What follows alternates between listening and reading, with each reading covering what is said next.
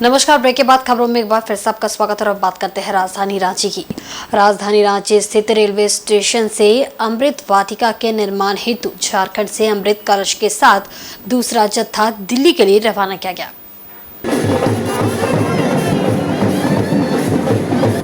इस अवसर पर भाजपा प्रदेश अध्यक्ष सह पूर्व मुख्यमंत्री बाबूलाल मरांडी, केंद्रीय मंत्री अर्जुन मुंडा सहित सांसद, विधायक, प्रदेश के नेतागण उपस्थित रहे। इस अमृत कलश में मेरी माटी मेरा देश अभियान के तहत पूरे प्रदेश भर से एकत्रित मिट्टी को अमृत कलश के माध्यम से रवाना किया गया। इस अवसर पर रांची लोकसभा सांसद ने कहा कि अमृत वाटिका में जब हमारे प्रदेश की एकत्रित मिट्टी होगी तो ये काफी गर्व का विषय रहेगा, क्योंकि शहीदों को नमन करते हुए बनाए गए अमृत वाटिका में हमारे घर, गाँव, बाड़ी की मिट्टी को एकत्रित किया जा रहा है।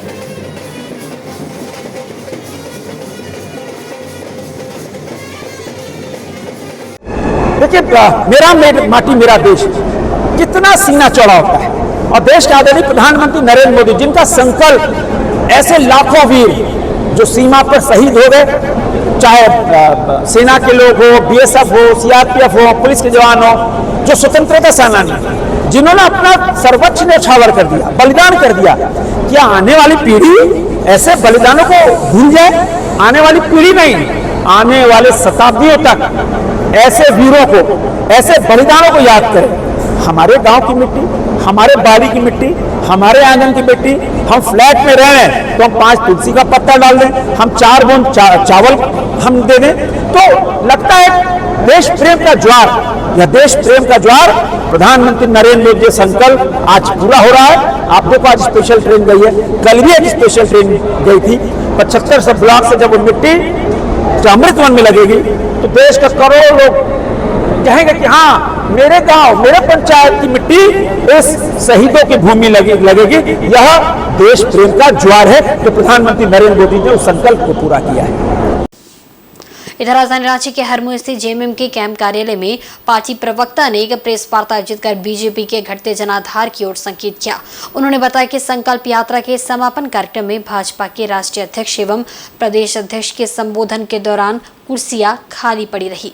खाली कुर्सी का वीडियो दिखाते हुए उन्होंने बीजेपी के नकारात्मक जनाधार की बात कही। झारखंड मुक्ति मोर्चा के केंद्रीय प्रवक्ता ने भारतीय जनता पार्टी पर राजनीतिक कटाक्ष करते हुए कहा कि विश्व की सबसे बड़ी पार्टी के राष्ट्रीय अध्यक्ष एवं भाजपा प्रदेश अध्यक्ष द्वारा चलाए गए संकल्प यात्रा समापन कार्यक्रम के अवसर पर खाली पड़ी कुर्सी इस बात को दर्शाती है कि भाजपा के पास अब जनाधार की कमी हो गई है। उन्हें नसीहत दी जाती है कि अब हाट बाजार के दिन और स्थान में जाकर जनसभा करें ताकि भाजपा को कुछ जन आशीर्वाद प्राप्त हो पाए। सबसे बड़ी पार्टी के राष्ट्रीय अध्यक्ष जी यहाँ आए, बहुत तामझाम था। शहर तो ऐसा लग रहा था कि कोई मेघदूत आने वाला है, लेकिन जब यहाँ पर आए और भाषण शुरू किए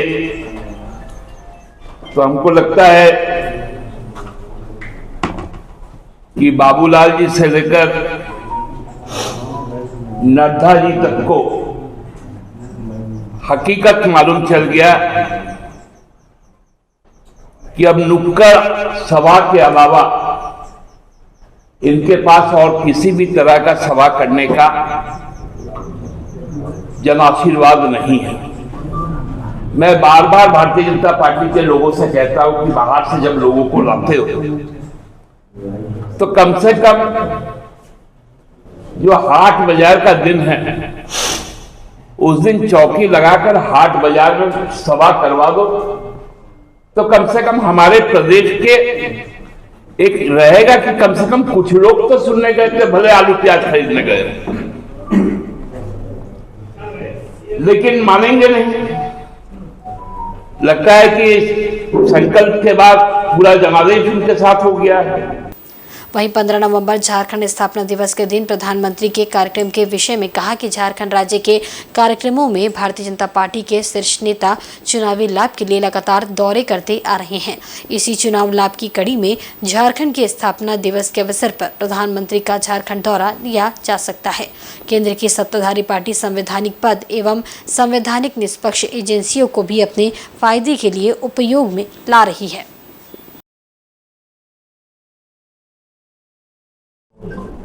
अब सुन रहे कि प्रधानमंत्री जी भी आएंगे 15 तारीख को।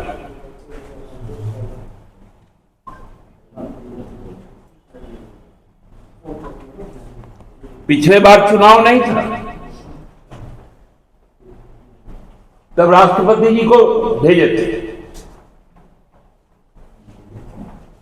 अब ये लोग राष्ट्रपति और उपराष्ट्रपति को भी प्रचार तंत्र में लेके आ रहे हैं। पहले तो सुने थे कि सीबीआई है, ईडी है, आईटी है,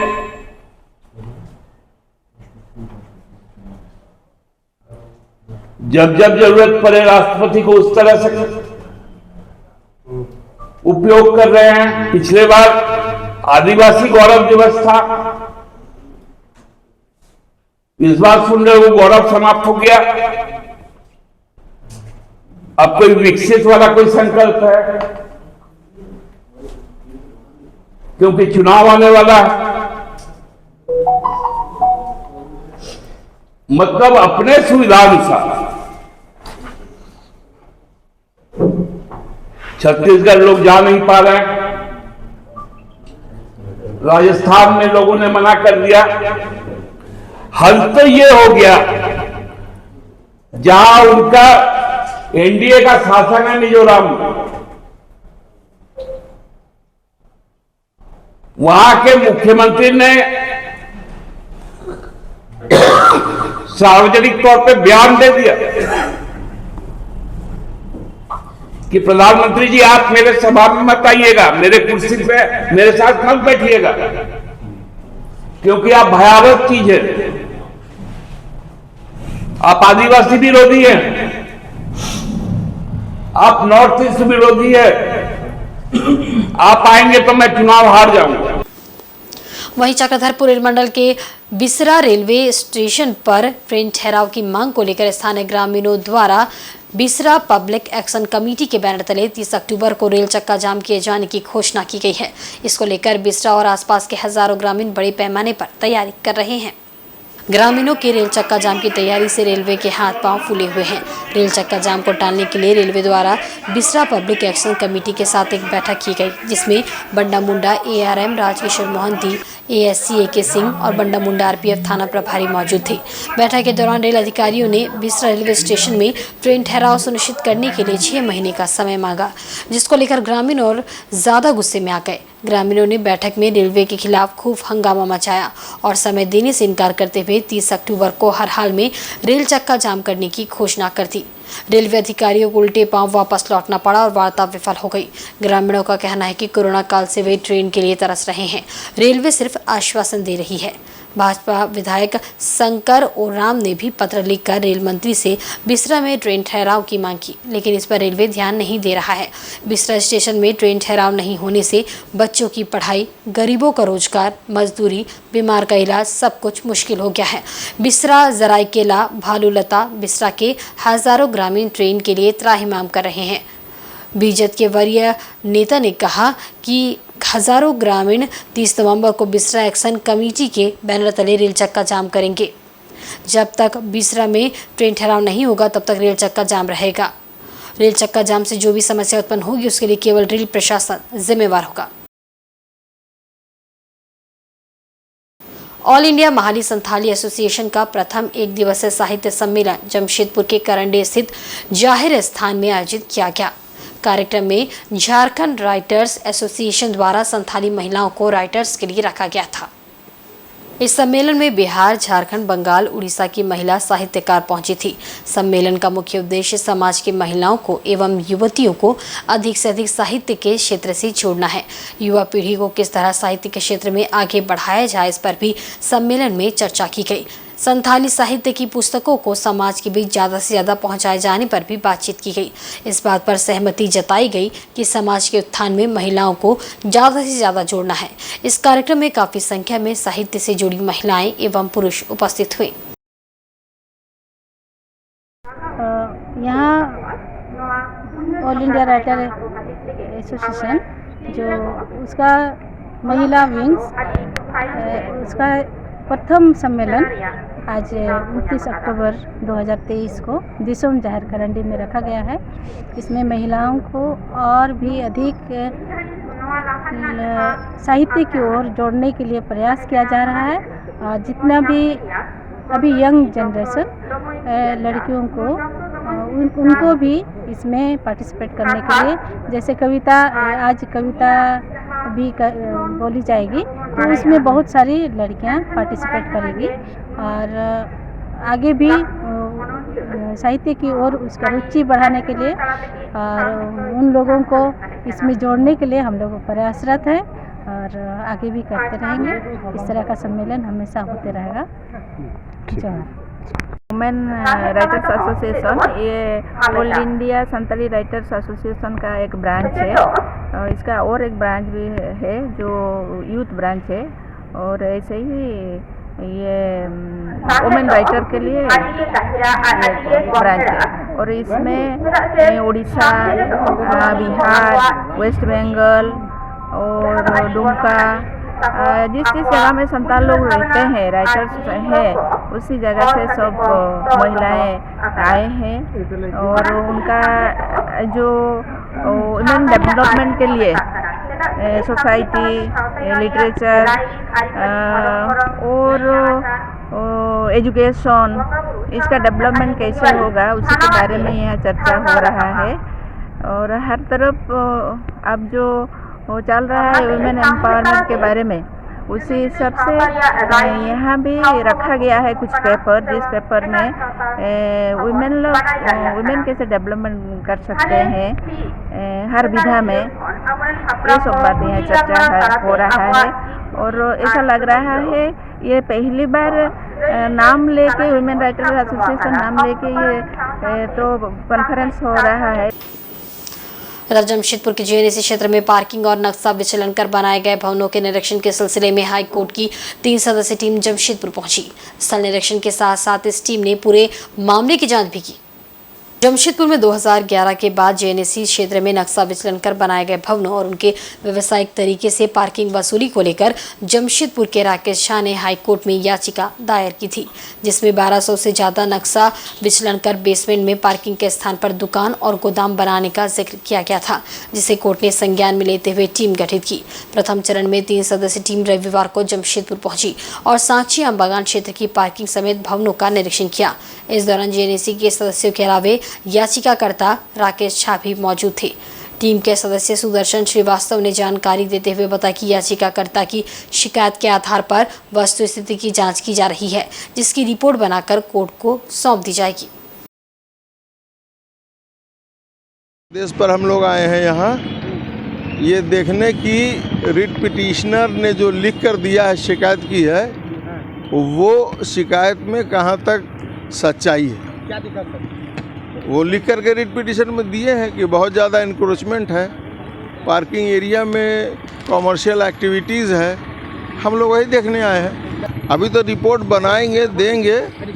और एक पहली बार नहीं, मतलब ये आखिरी बार नहीं है, पहली बार आए हैं, फिर आएंगे, देखेंगे। सर ऐसे पार्किंग कैसे हो जाता है सर? क्या बिल्डिंग मालिक की इतनी ज़रूरत है जो जिला प्रशासन सपोर्ट ना करे? इसका सवाल, इस सवाल का जवाब आप यहाँ के जिला प्रशासन से पूछिए और जमशेदपुर एनएसी से पूछिए, हमसे नहीं पूछिए, मुझको नहीं देखना है। सर क्या कह रहे हो बिल्डिंग? वो कोर्ट बताएगी, कोर्ट बताएगी। इधर Chaibasa chamber of commerce and industries के सत्र 2023-25 के लिए नवनिर्वाचित पदाधिकारियों और सदस्यों को पिल्लई सभागार में शपथ दिलाई गई। नए सत्र के लिए मधुसूदन अग्रवाल को लगातार दूसरी बार अध्यक्ष चुना गया है, जबकि विकास गोयल व शिबूलाल अग्रवाल उपाध्यक्ष, नीरज सेंधवार सचिव, वकील खान व इंद्रजीत सिंह रंधावा संयुक्त सचिव और राजीव खीरवाल कोषाध्यक्ष चुने गए हैं। पश्चिमी सिंहभूम के उपायुक्त अनन्य मित्तल, चाईबासा एसडीओ शशिन्द्र कुमार बड़ेग, एसडीपीओ दिलीप खलको ने नवनिर्वाचित पदाधिकारी को प्रमाण पत्र प्रदान किया। शपथ ग्रहण समारोह को संबोधित करते हुए नवनिर्वाचित अध्यक्ष मधुसूदन अग्रवाल ने चाईबासा चेंबर के कार्यालय बनाने के लिए 10 डिसिमिल भूमि उपलब्ध कराने की मांग उपायुक्त से की। उन्होंने खास महल भूमि लीज नवीकरण का मामला भी उठाया और कहा कि शहर के 2500 में से 700 लोगों का लीज नवीकरण हुआ है।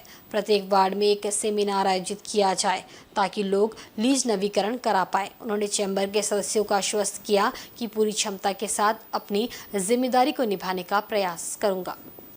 यहाँ पर सभी लोगों की डेडिकेशन मुझे अब पता लग रहा है कि वो किस कारण से है। वो कहीं ना कहीं इसी कारण से है कि यहाँ का चुनाव पूरी तरीके से पारदर्शी है, बिल्कुल निष्पक्ष है। साथ ही साथ मैं जितने भी अब निर्वाचित हमारे यहाँ पर पदाधिकारी हैं, अध्यक्ष हैं, उपाध्यक्ष हैं, सचिव हैं, कोषाध्यक्ष हैं, सभी सदस्यगण, मैं उनको फिर से यही कहना चाहूँगा कि जिस तरीके से चाईबासा चेंबर ऑफ कॉमर्स के सभी पूर्व के पदाधिकारी अपना कर्तव्य निभाते आए हैं, जिस तरीके से इस ऑर्गेनाइजेशन को उन्होंने एक्टिव रखा है, आप लोगों के ऊपर अब ये दायित्व है कि आप लोग इस पूरी ऑर्गेनाइजेशन को एक्टिव रख सकें। सभी तौर तरीकों से सभी स्टेक होल्डर्स के साथ वो समन्वय स्थापित कर सकें ताकि आगे आने वाले समय में जितने भी व्यापारी संवर्ग हैं उनको कोई भी दिक्कत ना आने पाए। वहीं सरायकेला जिला मुख्यालय के बिरसा मुंडा स्टेडियम में टाइगर सरायकेला द्वारा 2 दिवसीय चंपई कैंप 2023 फुटबॉल प्रतियोगिता का आगाज रविवार को हुआ। उपायुक्त रविशंकर शुक्ला ने खिलाड़ियों से परिचय प्राप्त कर तथा गुब्बारा छोड़कर इस 2 दिवसीय फुटबॉल प्रतियोगिता का शुभारंभ किया। इस मौके पर उन्होंने खिलाड़ियों को संबोधित करते हुए कहा कि खिलाड़ी अपने अभ्यास को जारी रखें और प्रतियोगिता में भाग लें। हार जीत किसी प्रकार मायने नहीं रखता है, परंतु मेहनत करेंगे तो निश्चित रूप से जीत मिलेगी। उपायुक्त ने सभी खिलाड़ियों को तन मन लगाकर खेलने को कहा। मौके पर जिला परिषद अध्यक्ष सोनाराम बोद्रा ने कहा कि प्रत्येक वर्ष की तरह इस वर्ष भी चंपई कप फुटबॉल प्रतियोगिता की मेजबानी टाइगर सरायकेला द्वारा किया जा रहा है। 40 प्लस उम्र वाले लोगों के लिए ये विशेष प्रतियोगिता है। जिले के विभिन्न क्षेत्रों से तथा जिले के बाहर से भी खिलाड़ी इस प्रतियोगिता में भाग ले रहे हैं। कुल 32 टीमें इस प्रतियोगिता में शिरकत करेंगी। वहीं सरायकेला जिले के आदित्यपुर स्थित सतबहनी में समय होम्स के टाउनशिप प्रोजेक्ट सफायर की लॉन्चिंग कार्यक्रम में रविवार को शिरकत करने भोजपुरी सिने स्टार अक्षरा सिंह पहुंची, जहां फिल्मी गीतों के अलावा भोजपुरी गीत गाकर उन्होंने दर्शकों को खूब झुमाया। पूर्व निर्धारित कार्यक्रम के तहत भोजपुरी सिने स्टार अक्षरा सिंह ने प्रोजेक्ट की लॉन्चिंग की, जिसके साथ ही उन्होंने स्टेज परफॉर्मेंस भी दिया, जहां अक्षरा सिंह ने हिंदी और भोजपुरी गीत गाकर महफिल की रौनक बढ़ा दी। भारी गहमा गहमी के बीच अक्षरा सिंह की एक झलक पाने को दर्शक आतुर दिखे। हाल क्या है दिलों को ना पूछो सनम के अलावा नागपुरी गीत दीवाना छैला मोर 18 बरस ही गई ले रे गीत गाकर अक्षरा सिंह जैसे महफिल लूट ली। दर्शक भी गीत संगीत के सरोवर में गोते लगाते रहे। कार्यक्रम में कोलकाता की मशहूर सैक्सोफोनिस्ट लिपिक समंता ने भी अपना परफॉर्मेंस दिया, जहां इन्होंने सैक्सोफोन पर कई फिल्मी गीतों की धुन बजाकर लोगों को खूब झुमाया।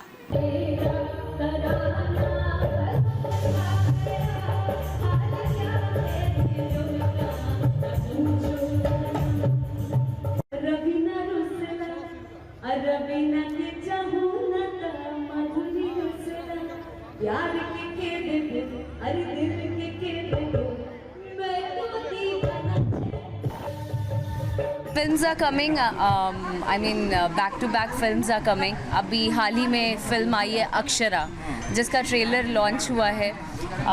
उम्मीद करती हूँ कि लोगों को पसंद आएगी, बिकॉज़ एक महिला प्रधान फिल्म है और ज़्यादातर उस पर ही फोकस है कि मैं कैसे विमेन एम्पावरमेंट में महिलाओं की मदद कर सकूँ, being a female. So I am working on it and I am hoping for the best कि बैक टू बैक प्रोजेक्ट्स आएँ अपने सभी चाहने वालों के। और सार्वजनिक काली पूजा कमेटी फुटबॉल मैदान आदित्यपुर का भूमि पूजन रविवार को विधि विधान से संपन्न हुआ। यहाँ 1972 से काली पूजा हो रही है। इसके संस्थापक स्वर्गीय बीशु घोष हरिकृष्ण घोष थे। पूजा पंडाल का उद्घाटन 12 नवंबर की शाम 7 बजे मंत्री चंपई सोरेन करेंगे। नई कमेटी में अध्यक्ष पवित्र कुमार बर्मन उर्फ गोरा दा ने बताया कि काली पूजा के दौरान 3 दिवसीय सांस्कृतिक कार्यक्रम आयोजित होंगे, जिसमें प्रमुख रूप से बांग्ला श्यामा संगीत और क्रिस्टा एवं वस्त्र वितरण के साथ भोग वितरण किया जाएगा।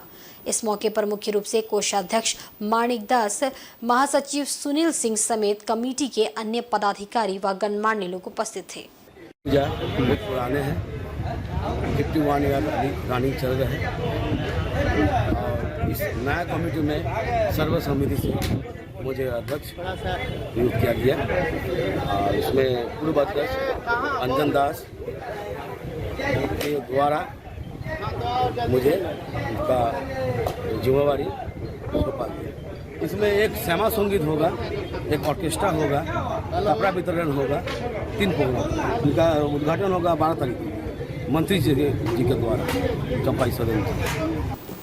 और आज के बुलेटिन में बस इतना ही। कल फिर हाजिर होंगे कुछ नई खबरों के साथ। तब तक देखते रहें इनसाइड झारखंड न्यूज। नमस्कार।